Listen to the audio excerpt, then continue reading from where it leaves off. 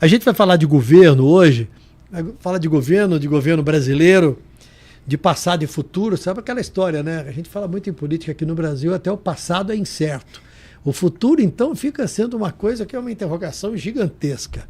Numa hora a gente pensa que é uma coisa, no outro momento acaba se convencendo de que é outra e depois é surpreendido com o fato de que nada do que a gente pensou antes estava certo.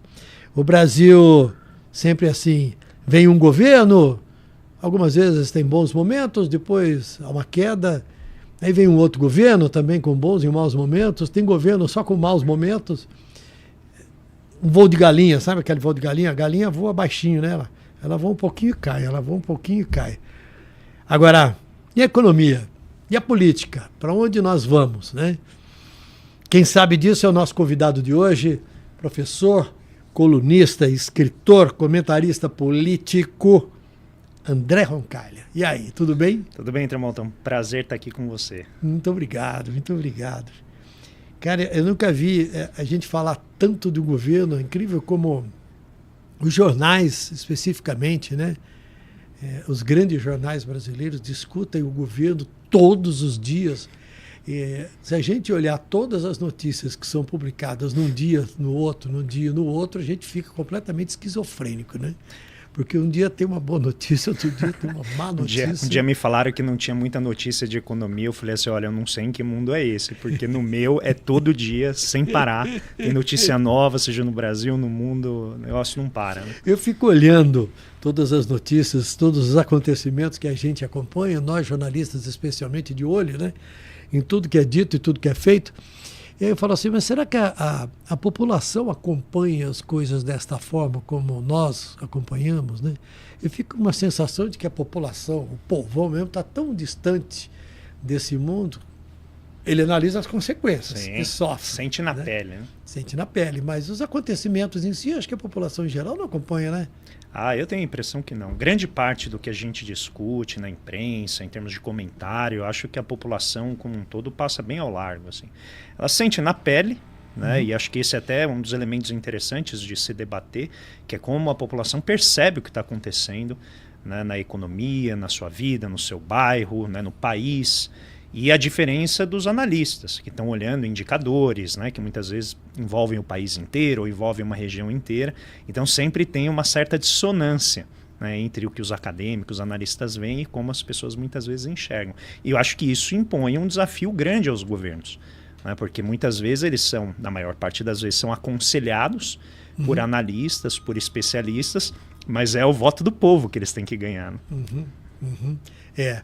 Que análise você faz de maneira geral? Sei que antes da gente entrar em alguns aspectos muito determinados do governo Lula, nós temos aí 1 ano e meio, né? Um pouquinho mais de 1 ano e meio. Quase 19 meses. Quase 19 meses. Está mais para um governo bom? Está mais para um governo mais ou menos?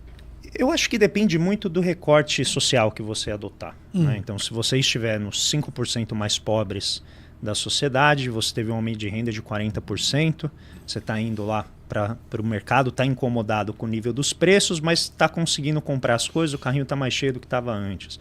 Agora, se você está no 1% mais rico, eu acho que as pessoas ali estão com receio de que o ritmo de crescimento da riqueza delas vai diminuir. Note que eu não estou falando que vai diminuir a riqueza. Sim. O ritmo de crescimento dela, eles têm medo que diminua porque a agenda do governo é uma agenda de redistribuir o peso de impostos que a população carrega. Então hoje ela é majoritariamente distribuída na base da sociedade, até os 90%, né, mais pobres, e os 10% mais ricos geralmente têm uma carga tributária menor. Então o que o governo está tentando fazer é deslocar um pouco esse peso, porque curiosamente o mero deslocamento desse peso já vai transformar a nossa economia em termos de ritmo de crescimento, em termos dos setores que vão ser beneficiados. Eu acho que essa agenda é muito forte. Então, eu dividiria o governo Lula num plano mais alto, que é fazer a reforma tributária. em várias fases, né? A primeira foi aprovada recentemente, a segunda é da renda do patrimônio e a terceira é fazer a reforma da folha de pagamento, que está gerando toda essa briga sobre como financiar a Previdência. Tá? Mas são questões de longo prazo que demoram para acontecer, vão gerar muito debate e tal. E tem a agenda de curto prazo, que é retomar a atividade, que é redistribuir a renda, fazer com que as pessoas voltem a consumir, controlar ali alguns mercados que estão desregulados, que têm problemas ali de, né, principalmente mercado de crédito, com endividamento muito elevado, alimentos, né, a gente passou agora por um problema grave, questão do Rio Grande do Sul. Então existem ali alguns mercados em que a intervenção do governo pode ajudar um pouco, né, a, vamos dizer, melhorar a vida da população, fazer com que ela chegue. Só que isso, evidentemente, é uma agenda que incomoda quem está lá no topo. Então eu acho que, na média, um aumento de renda de 11%, na média, não é algo ruim, certo? Todo mundo está ganhando mais, a gente está com níveis históricos de renda elevada, a inflação está controlada, e aí a questão é, muitas vezes, a diferença, às vezes, de estratégia, qual que é o melhor plano, e eu acho que é isso que está em disputa entre o governo, muitas vezes o mercado ou o Congresso, mas eu acho que, no geral, o governo está fazendo... seguindo uma agenda que ele se propôs, que é restaurar a atividade econômica, resgatar a renda e tentar consertar as contas públicas, que esse sim né, é um grande problema. É um grande labirinto. E tem também o desemprego que está em queda. Então, tem o desemprego em queda.